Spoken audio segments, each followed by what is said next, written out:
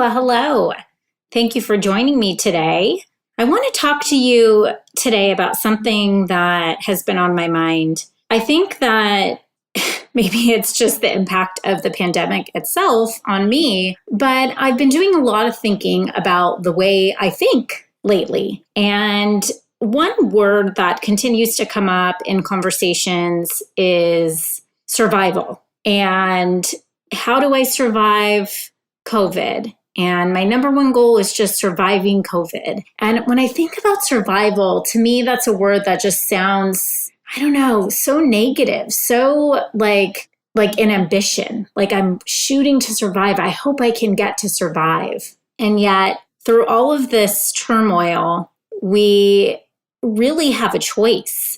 Survival and ultimately this chaos and uncertainty, it's all related to this one thing that I call disruption. And disruption, while for some people can have a very negative connotation and feel like it's something that they're scared of and they don't want to deal with, there are other people who see disruption as opportunity. And I, in fact, happen to believe that when you embrace disruption appropriately and when you look at it and you really change your mindset around disruption, it can be used as a very powerful strategy in your business and in your life. And so I'm excited to share this episode with you, episode number 19, The Disruption Strategy.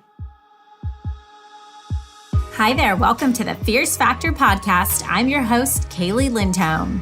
And I think it's time for us women to shift the conversation in business and step into our feminine leadership to do the most iconic work the aesthetic industry has ever seen. Each week, I'll be bringing a powerful dose of strategy, sarcasm, solutions, and sass that will rev up your creativity and ignite your brilliance as you link arms with me along our shared path of personal and professional growth in 20 minutes or less. Let's go. So 2020 has been an unprecedented year, full of unwelcomed challenges and disruptions, a pandemic, political chaos, a fluctuating economy, and right now we find ourselves in uncharted waters. But as novel as this year seems to be, there is nothing unique about the concept of fear and challenges. In fact, the future has always been uncertain. History is a great reminder that we've been disrupted again and again and again and again. In the United States, we've experienced years of war, mass shootings, riots, political and social upheavals, economic fluctuations, and pandemics. I've been through times of tremendous personal adversity, the loss of a sibling, a spontaneous car fire that engulfed my home into flames, a knee injury that almost cost me a college soccer scholarship, family illness, and heartbreak. But what I do know is that as a result of these tragedies, and more importantly, as a result of my ability to rebound from them, I'm reminded that I have the ability to overcome adversity and increase awareness and resources to catapult my ability to withstand recurrences and really reoccurrences of these events.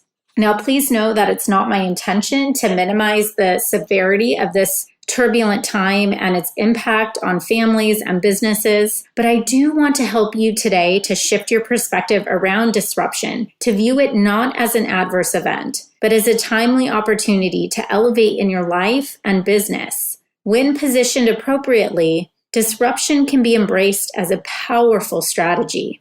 Today, I want to talk with you about 3 core ideas around disruption. Number 1, believing in the power and positivity of disruption. Number 2, discuss how disruption can be applied to both businesses and human beings. And number 3, learning how to create intentional disruption to catapult growth and differentiation. Number 1, believing in the power and positivity of disruption. For me, the better portion of this year has hinged on one single mantra: disrupt or be disrupted. When I was learning how to drive, I took a course in driver's ed. I think the module was called Defensive Driving. They would advise the students to always be on the lookout for pedestrians. cars violating laws and running lights or crossing lanes. I remember being in the little car simulators and kids would be playing with soccer balls darting across the street unannounced. And when you would come to a four-way intersection, they would say, don't just go when it's your turn. Make eye contact with the other drivers and wait and anticipate their move. And then school would end and the bell would ring and I would go home and then I would get the real driver's lesson from my dad. And I would hop in my dad's car and he would have me unlearn everything they taught me at school. No wonder I'm such a misfit. My dad's motto was drive offensively, take control, make the decision and go. Don't wait around for others to tap their brakes or wave you on. Just take initiative and lead the way. Be the leader. The others will follow.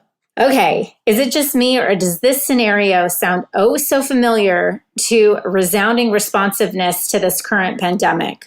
As the initial wave swept over brick and mortar businesses, I watched so many instinctively pull back, revert to defensive driving mode. They were waiting out to see what local governments would mandate or make decisions contingent upon loans to support potential loss of revenue. Many had the knee-jerk reaction to cut marketing budgets or worse, team members, and hit the pause button on selling their services. For me, it was as if being at the Grand Prix and 80% of the cars just bailed out of the race, leaving the runway wide open, as if they weren't prepared for the turns ahead. So without absolute certainty around how they'd get to the finish line, they just surrendered. They came to that four-way stop and just turned the engine off. Through all this chaos, I can't help but pause to think about the impact of adversity and, moreover, the influence of disruption on us as human beings. I know working with our clients, I've been transported right back into the future, channeling that 16-year-old girl in her dad's green Ford Explorer, this time at a four-way intersection all alone. In the aftermath of turmoil, we've had Academy members embracing really what I consider horrific discomfort to double down on a wide open racetrack, plowing down habitual limiting and fear-based beliefs to leverage ingenuity and leap ahead of their competition, essentially exposing opportunity for unexpected, explosive growth. Hence, the growing momentum in the pent-up demand or quote-unquote rebound. But hashtag, don't call it a comeback. These business owners faced tremendous fear and uncertainty and pushed the gas pedal anyway. Okay, so if we can agree that disruption can be a powerful tool, let's move on to discuss number 2, how disruption can be applied to both businesses and human beings. So then, here's my question. If unplanned disruption can be a catalyst for growth, could disruption be applied as a planned and intentional strategy? And could personal disruption, i.e. stepping out of our comfort zones, in fact, stimulate nuanced growth and development? So we know by the brilliant work done at Harvard by Clayton Christensen, who is touted by Forbes as one of the most influential business theorists of the last 50 years, that disruption in business does in fact lead to innovation. Why? Disruption exposes new pain points or blind spots that stimulate creative thinking. It forces us to ask better questions. For example, is the way we've been doing something going to continue to be the best process under these new conditions in a new environment? Some of my favorite disruptors are the Polaroid camera, Apple Computer, Netflix, Airbnb, Amazon. You know those guys. The theory of disruption states that the odds of success are 6 times higher when you pursue a disruptive course. I recently came across Whitney Johnson in her award-winning book, Build an A-Team, in which she references the S-curve in business, traditionally used to model how quickly an innovation would be adopted in the marketplace. But what stopped me in my tracks was her ingenious insight that the same curve is also a helpful tool for understanding and planning personal disruptions, essentially a scale that represents 3 distinct phases of disruption, or I like to consider them learning milestones. So let's use onboarding a new employee as an example. So if you can in your mind envision a really lazy looking S, so kind of starts at the bottom and then curves up and then toward the right. Okay, so the first phase would be inexperience. So this is the low end of the S. It can feel like a slump. Often huge efforts yield little outcomes. This would be like the acclimation to a new company, a new team, a new boss, a new role. It's learning new systems. It's expanding and stretching out of someone's comfort zone. So think of this stage like a jigsaw puzzle. You know, when you belly up to the coffee table and dump all the pieces out, it feels overwhelming. It feels daunting. It's hard to anticipate the end because you see so many pieces. But once you start making progress, it begins to feel so rewarding. And that's where you move into stage number 2, which is engagement. And this is really the sweet spot. This is the exhilarating hyper-growth part of the curve. Neurons are firing. Tasks are becoming easier and easier. Every day, our new employee gets a little dopamine hit from learning something new, but the reward is so incredibly great. And then that continues for a while as we move into phase number 3, the final phase, and that's mastery. And as our employee approaches mastery, tasks become easier and easier.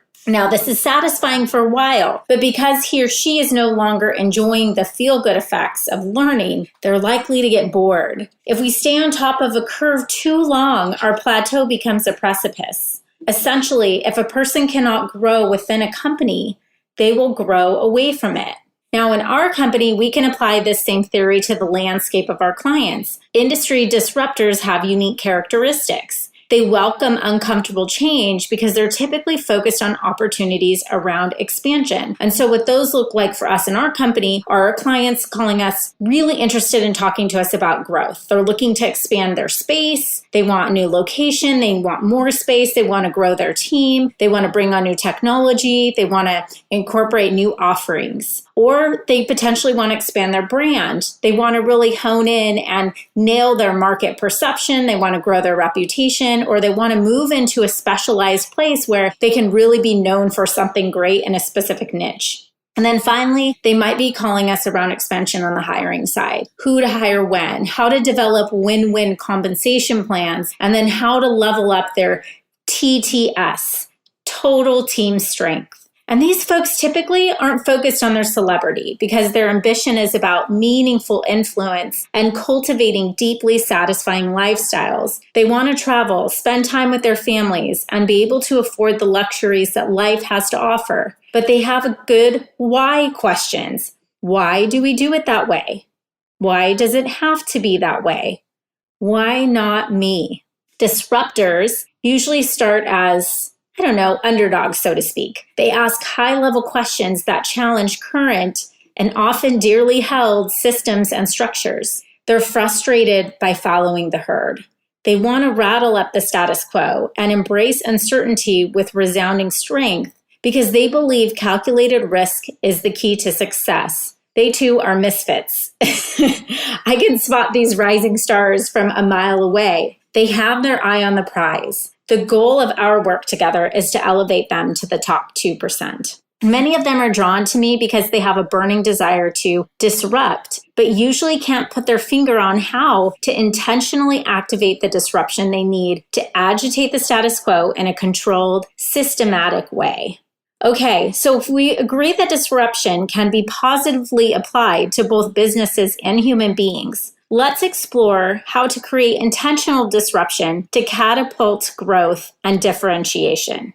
So here's the thing. If we believe disruption is in essence a quote-unquote good thing, how in fact do we initiate intentional disruption, which could by default set us up for failure, confront our insufficiencies, expose gaps and weaknesses in our systems, all without any guarantee of sliding backwards? Well, there is no guarantee. And that, my friends, is the beauty of it. Do you remember the old board game Chutes and Ladders? It's like a maze of ups and downs and sideways pivots and backward moves, going down chutes that turn you in any kind of direction. And then maybe you land in a position or, a space on the board game that could catapult you up another ladder. Isn't this so similar to life? Doesn't it feel a lot like disruption? Purposefully taking 2 steps back to slingshot 10 steps forward. It's like ripping off a Band-Aid or separating from a baby blanket. It's both your comfort, but also your constraint toward advancement. Whitney Johnson uses the analogy of a snake shedding its skin. First, while the snake's body continues to grow, its skin doesn't. Kind of like when humans outgrow their clothes. A roomier skin layer is generated, and then the old layer is discarded. Secondly, shedding or sloughing of the skin removes harmful parasites. So this transformation is disruptive, but also liberating. Living a life without disruption is like never shedding a layer of restrictive skin. Or again, in the chutes and ladders analogy, always taking one step forward and 2 steps back. Why not take 2 steps back to slingshot 10 steps forward? Why not? So how do you in fact self-disrupt? Well, you can jump or you can get pushed. And this is the model behind the S-curve of learning. Jump from one S-curve to another to continue to grow. And then this pattern will repeat itself. So when was the last time you allowed yourself to get so uncomfortable that you had no choice but to evolve? Where are you on your own personal S-curve? Where is your team? Are you like many of the clients we work with? The team you started with may not be the same team to take you to your desired destination. Maybe you're an expert in your craft, but not yet a master of growing your business. Perhaps you see the big vision, but you need help developing the playbook to get you there. If you're still listening to this, you're probably ready to make a big move, but you're just not quite sure how to prioritize things. And I'll tell you, you're not alone. One of our incredible clients, we'll call him Dr. Smith, was in a situation where his practice manager kind of started mentioning to him that she was feeling overwhelmed. She had a lot on her plate, and they started assigning more quote unquote management responsibilities to his patient care coordinator. And after taking our comprehensive team assessment, he basically realized that his practice manager was lacking in some of the important skills that she needed to support them through this growth period. And at the same time, he wasn't investing in training and challenging his incredible team to move up that S-curve of learning. He was just delegating tasks and trying to be a good leader and not burn out his team. He was outsourcing and paying way too much for specific tasks and projects rather than investing in the resources to train his internal team up. In a result, he ended up outsourcing his vision to a company who I would say camouflaged his unique value, and his marketing resulted in a vanilla Me Too message that made it very difficult for prospective patients to clearly identify the difference that they would experience by coming to him. So as you can see, what started as a team issue resulted in a marketing positioning problem and in essence, lack of sales, results loss in potential revenue, increase in outsourced costs, and narrowing of treasured profits that he needed to access during this pandemic to double down and position his business in a category of one. So if you can relate to Dr. Smith and you feel like you're eager to disrupt the status quo, to increase your cash on hand, your amazing reputation, your autonomy, I'd like to invite you to book a call with me to learn more about how our leadership program and our services and support can help you translate your big, audacious goals into simple, practical, and actionable steps. We're the only program on the market that brings Fortune 500 leadership strategies to aesthetic practices by turning your team into profit warriors to create a category of one growth system designed to consistently produce lucrative 6-figure revenue numbers in your business every single month. Now, what we've heard from many of our clients is that there's a subtle voice. It starts as a whisper, but it gets louder and louder. And without action, it will become a screaming cry for help. Don't wait until it's too late. My prediction is that this COVID pandemic will jostle and expose many practices to reevaluate systems, to channel their inner misfits and embrace disruption. My clients tell me I have a superpower for bringing a playful spirit into business while empowering them to make strategic, massive impact, disruptive decisions with confidence and clarity through a proven formula. Look, I realize it can sometimes be impossible to see some of these solutions that are needed because you are so close to it. If you'd like to get my brain into your business to identify blind spots that could, with the right adjustment, catapult your growth, let's jump on a call. I look forward to not just talking at you on this podcast, but taking this conversation offline. Okay, thanks for joining me today. Let's go disrupt. Thank you for joining me for this episode of The Fierce Factor. If you enjoyed the show, please make sure you subscribe so you can automatically get new shows every week. I'd also love it if you left us a review. And come join the conversation online. If you're an aesthetic industry owner, operator, or leader, please join my free Facebook group, The Tribe of Fierce Aesthetic Leaders, a community of ambitious, purpose-driven professionals who collaborate and share best practices for growth in business and life. I'm honored you tuned in.